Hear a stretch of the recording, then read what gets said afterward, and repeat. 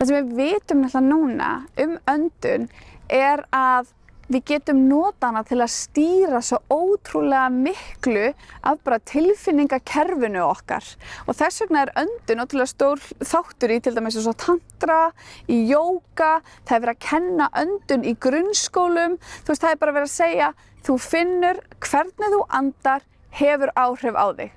Það má alls ekki klemma þessar tvær æðar af því að þá geturðu lent í yfirliði og þá ertu að skerða súrefnisflæði til heilans sem getur valdið heilaskaða. Sumum finnst æsandi að nota eins og í munnmökum, þannig að þá til dæmis ertu með kynfærin upp í þér eða jafnvel viðkomandi, eins og ef þú ert að sleikja píku, að þá getur viðkomandi setið yfir andlitinu og jafnvel stýrt öndun þá bæði nefi og munni, þú veist að því píkan getur bara coverað þarna svæðið.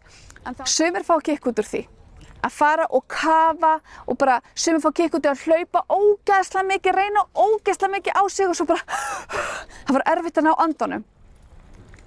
Ef þetta eru þið, þá gætu þið verið príma kandidatar í öndunarleiki og útfærslan svo bara undir þér komin.